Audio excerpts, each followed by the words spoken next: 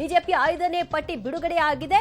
ರಾಹುಲ್ ಗಾಂಧಿ ವಿರುದ್ಧ ಕೆ ಸುರೇಂದ್ರನ್ ಅವರನ್ನ ಸ್ಪರ್ಧೆಗೆ ಇಳಿಸ್ತಾ ಇದ್ದಾರೆ. ಅದು ವಯನಾಡ್ನಲ್ಲಿ ಬಿಜೆಪಿ ಅಭ್ಯರ್ಥಿಯಾಗಿ ಸುರೇಂದ್ರನ್ ಅವರು ಕಣಕ್ಕೆ ಇಳಿತಾ ಇದ್ದಾರೆ. ಜಾರ್ಖಂಡ್ನ ದುಮ್ಕಾದಿಂದ ಸೀತಾ ಸೊರೇನ್ಗೆ ಟಿಕೆಟ್ ಅನ್ನ ಘೋಷಣೆ ಮಾಡಲಾಗಿದೆ. ಹಿಮಾಚಲ ಪ್ರದೇಶದ ಮಂಡಿಯಿಂದ ನಟಿ ಕಂಗನಾ ರನಾವತ್ಗೆ ಟಿಕೆಟ್ ಅನ್ನ ಘೋಷಣೆ ಮಾಡಿದ್ದಾರೆ. ತನ್ನ 5ನೇ ಪಟ್ಟಿಯಲ್ಲಿ ಇದು ನ್ಯಾಷನಲ್ ವಿಚಾರಕ್ಕೆ ಬಂದ್ರೆ ಪ್ರಮುಖವಾಗಿ ಹೆಸರು ಮಾಡಿರುವಂತದ್ದು ಅಥವಾ ಆ ಕ್ಷೇತ್ರ ಹೆಸರು ಮಾಡಿರುವಂತದ್ದು ಅವರ ವಿರುದ್ಧವಾಗಿ ಯಾರನ್ನ ಕಣಕ್ಕಿಳಿಸ್ತಾ ಇದ್ದಾರೆ ಅಂತ. ಇದು ರಾಹುಲ್ ಗಾಂಧಿ ವಯನಾಡಿನ ಕ್ಷೇತ್ರದಲ್ಲಿ ಬಿಜೆಪಿ ಸುರೇಂದ್ರನ್ ಅವರನ್ನ ಕಣಕ್ಕಿಳಿಸ್ತಾ ಇದೆ. ಜಾರ್ಖಂಡ್ನ ದುಮ್ಕಾದಿಂದ ಸೀತಾ ಸೊರೇನ್ಗೆ ಟಿಕೆಟ್ ಕೊಟ್ಟಿದ್ದಾರೆ. ಹಿಮಾಚಲ ಪ್ರದೇಶದ ಮಂಡಿಯಿಂದ ನಟಿ ಕಂಗನಾ ರನಾವತ್ ಅವರು ಯಾವಾಗಲೂ ಕೂಡ ಬಿಜೆಪಿಯ ಪರವಾಗಿ, ಹಿಂದುತ್ವದ ಪರವಾಗಿ ಆಕ್ಟಿವ್ ಆಗಿ ಮಾತನಾಡ್ತಾ ಇದ್ರು. ಸಹಜವಾಗಿ ಲೋಕಸಭಾ ಚುನಾವಣೆಯಲ್ಲಿ ಅವರಿಗೆ ಟಿಕೆಟ್ ಸಿಗಬಹುದು ಅಂತ ಹೇಳಲಾಗ್ತಾ ಇತ್ತು. ಅದರಂತೆ ಅವರಿಗೆ ಟಿಕೆಟ್ ಅನ್ನ ಘೋಷಣೆ ಮಾಡಿದ್ದಾರೆ.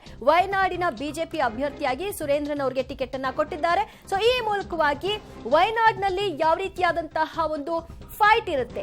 ಅಮೇಥಿಯಲ್ಲಿ ಕಳೆದ ಬಾರಿ ರಾಹುಲ್ ಗಾಂಧಿ ಎದುರಿಸಿದಂತಹ ಫೈಟ್ ಇಲ್ಲಿ ಸೃಷ್ಟಿ ಆಗುತ್ತಾ ಅನ್ನೋದನ್ನ ಕಾದು ನೋಡಬೇಕು. ಯಾಕಂದ್ರೆ ವಯನಾಡ್ನಲ್ಲಿ ಮಾತ್ರ ಕಾಂಗ್ರೆಸ್ ರಾಹುಲ್ ಗಾಂಧಿ ಅವರ ಟಿಕೆಟ್ ಅನ್ನ ಘೋಷಣೆ ಮಾಡ್ಕೊಂಡಿರೋದು.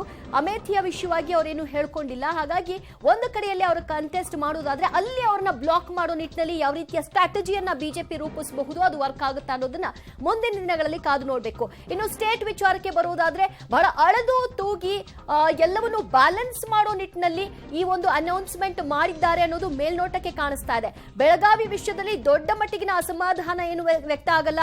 ಅಲ್ಲಿ ಹಾಲಿ ಸಂಸದೆ ಮಂಗಳಾ ಅಂಗಡಿ ಅವರಿಗೆ ಟಿಕೆಟ್ ಅನ್ನು ನಿರಾಕರಿಸಲಾಗಿದೆ. ಆದ್ರೆ ಶ್ರದ್ಧಾ ಅವರಿಗೆ ಸಿಗಬಹುದು ಅಂತ ಅವರು ವಿಶ್ವಾಸ ಇಟ್ಕೊಂಡಿದ್ರು. ಶೆಟ್ಟರ್ ಅವರಿಗೆ ಘೋಷಣೆ ಮಾಡಿದ್ದಾರೆ.